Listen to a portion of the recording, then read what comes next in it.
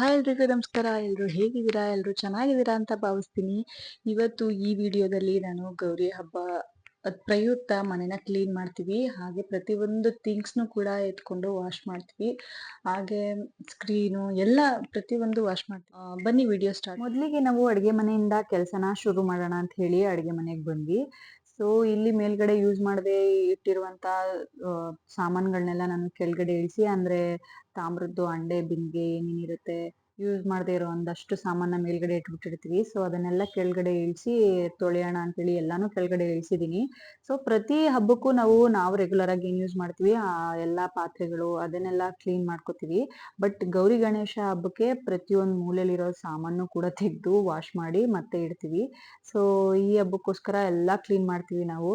ಅದಕ್ಕೋಸ್ಕರ ನಾನೆಲ್ಲ ಇಳಿಸ್ಬಿಟ್ಟು ಕೆಳಗಡೆ ಹಾಗೆ ಅಲ್ಲಿ ಕಸ ಎಲ್ಲ ಗುಡ್ಸಿ ಒರೆಸ್ತಾ ಇದ್ದೀನಿ. ನೋಡಿ ನಾನು ಹೇಗ್ ಸರ್ಕಸ್ ಮಾಡ್ತಾ ಇದ್ದೀನಿ ಅಂತ. ಪಾತ್ರೆ ಎಲ್ಲ ಇಳಿಸಿ ಈಗಲೇ ಕಸ ಗುಡಿಸ್ಬಿಟ್ಟು ಒರೆಸ್ಕೊಬಿಡ್ತಾ ಇದ್ದೀನಿ. ಯಾಕೆ ಅಂದ್ರೆ ನಾವು ಆ ತೊಳೆದಿರೋ ಪಾತ್ರೆಗಳನ್ನೆಲ್ಲ ಇಡೋ ಅಷ್ಟರಲ್ಲಿ ಇದು ಡ್ರೈ ಆಗ್ಬಿಡ್ಲಿ ಅಂತ ಹೇಳಿ ಈಗಲೇ ನಾನು ಬೇಗ ಒರೆಸ್ಬಿಡ್ತಾ ಇದ್ದೀನಿ.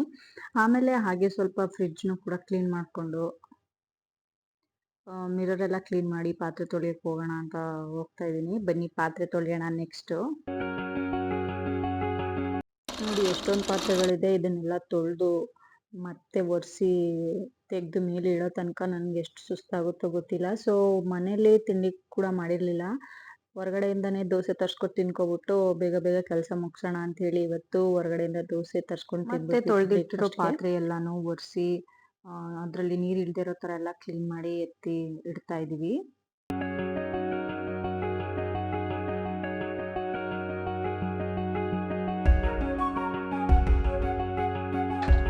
ಟೈಮ್ ಆಯಿತು. ಸೊ ಅಡುಗೆ ಮಾಡ್ಕೊಬಿಡೋಣ ಅಂತ ಊಟದ ಟೈಮ್ ಆಯಿತು.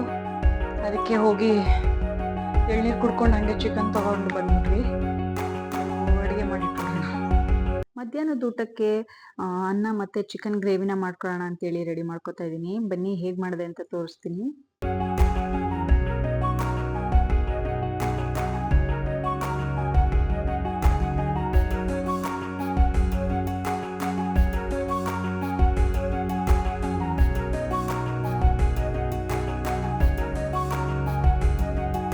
ಒಂದು ಪಾತ್ರೆಗೆ ಎಣ್ಣೆ, ಈರುಳ್ಳಿ ಹಾಗೆ ಸ್ವಲ್ಪ ಕರಿಬೇವಿನ ಸೊಪ್ಪನ್ನ ಹಾಕೊಂಡು ಚೆನ್ನಾಗಿ ಫ್ರೈ ಮಾಡ್ಕೊತಾ ಇದ್ದೀನಿ. ಇದೆಲ್ಲ ಚೆನ್ನಾಗಿ ಫ್ರೈ ಆದ್ಮೇಲೆ ತೊಳೆದಿಟ್ಟಿರುವಂತಹ ಚಿಕನ್ನು ಕೂಡ ಸೇರಿಸ್ಕೊಂಡು ಚೆನ್ನಾಗಿ ಫ್ರೈ ಮಾಡ್ಕೊತಾ ಇದ್ದೀನಿ.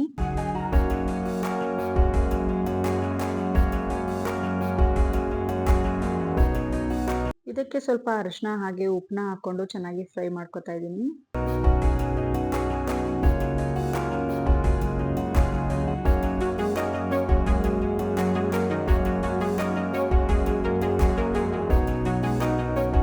ಇದು ಪ್ರಯೋಗ ಅಷ್ಟರಲ್ಲಿ ನಾವು ಸಿಂಪಲ್ ಆಗಿ ಒಂದು ಮಸಾಲೆನ ರೆಡಿ ಮಾಡ್ಕೊಳ್ಳೋಣ. ಬನ್ನಿ ಮಸಾಲೆ ರುಬ್ಕೊಬರೋಣ.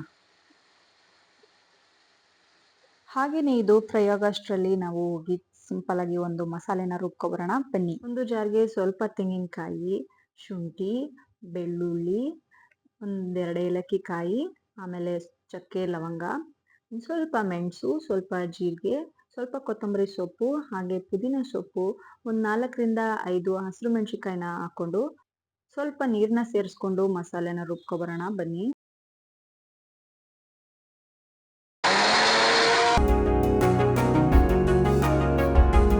ಚಿಕನ್ ನೋಡಿ ಒಂಚೂರು ನೀರಿಲ್ಲ. ಸೊ ಚೆನ್ನಾಗಿ ಫ್ರೈ ಆಗಿದೆ. ಇದಕ್ಕೆ ರುಬ್ಬಿರುವಂತಹ ಮಸಾಲೆನ ಸೇರಿಸ್ಕೊಂಡು ಹಾಗೆ ನಮ್ಗೆ ಎಷ್ಟು ಬೇಕೋ ಅಷ್ಟು ನೀರು ಹಾಗೆ ಸ್ವಲ್ಪ ರುಚಿಗೆ ತಕ್ಕಷ್ಟು ಉಪ್ಪನ್ನ ಹಾಕೊಂಡು ಮುಚ್ಚಿ ಒಂದು 10ರಿಂದ 15 ನಿಮಿಷ ಬೇಯಿಸ್ಕೊಂಡ್ರೆ ಚಿಕನ್ ಗ್ರೇವಿ ರೆಡಿ ಆಗ್ಬಿಡುತ್ತೆ. ಅಷ್ಟರಲ್ಲಿ ಅಮ್ಮ ಸ್ವಲ್ಪ ಬಟ್ಟೆ ವಾಶ್ ಮಾಡಿದ್ದಾರೆ. ಅದನ್ನೆಲ್ಲ ಒಣಗಾಕ್ಬಿಟ್ಟು ಬರೋಣ ಬನ್ನಿ.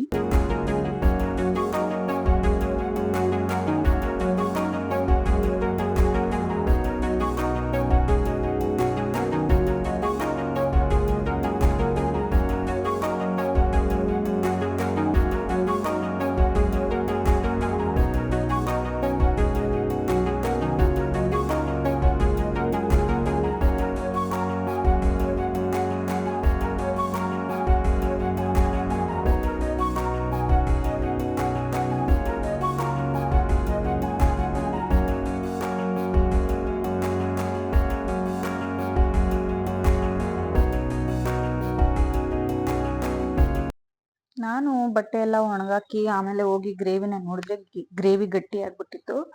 ಸೊ ಪರವಾಗಿಲ್ಲ, ಇನ್ನೇನು ಮಾಡೋದು, ಹಾಗೆ ತಿಂದ್ವಿ. ಬಟ್ ಟೇಸ್ಟ್ ಅಂತೂ ತುಂಬಾನೇ ಚೆನ್ನಾಗಿ ಬಂದಿತ್ತು. ನನಗಂತೂ ಇದು ತುಂಬಾನೇ ಇಷ್ಟ, ಫೇವ್ರೆಟ್ ಅಂತಾನೆ ಹೇಳ್ಬೋದು. ಇದು ಅನ್ನದ ಜೊತೆಗಲ್ಲದೆ ರೋಟಿ, ಚಪಾತಿ, ದೋಸೆ ಎಲ್ಲದಕ್ಕೂ ಚೆನ್ನಾಗಿರುತ್ತೆ.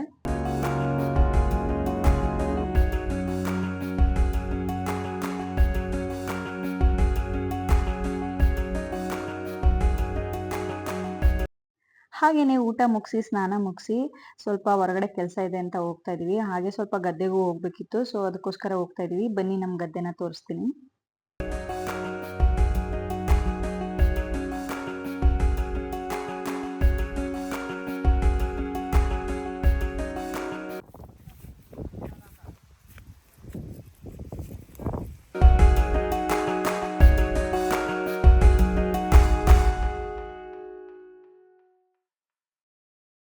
ನಾವು ಯೂಸ್ ಮಾಡದೇ ಇರುವಂತಹ ಒಂದಷ್ಟು ಪಾತ್ರೆಗಳನ್ನ ಕೊಟ್ಬಿಟ್ಟು, ನಮಗೆ ಬೇಕಾಗಿರುವಂತಹ ಒಂದಷ್ಟು ಪಾತ್ರೆಗಳನ್ನ ತಗೊಬಂದ್ವಿ. ಸೊ ಇದೆ ನೋಡಿ, ಕುಕ್ಕರ್ದು ರಬ್ಬರ್ ಹಾಳಾಗಿತ್ತು ಅಂತ ಕುಕ್ಕರ್ ರಬ್ಬರ್ ಸಹ ತಂದಿದ್ದೀವಿ. ಎಲ್ಲ ಕೆಲಸನೂ ಮುಗಿಸಿ, ಸೊ ಇದಾಗಿತ್ತು ಹಬ್ಬದ ಕ್ಲೀನಿಂಗ್ ವ್ಲಾಗ್. ಸೊ ಈ ವ್ಲಾಗ್ನ ಇಲ್ಲಿಗೆ ಎಂಡ್ ಮಾಡ್ತೀನಿ. Thank you so much. Bye.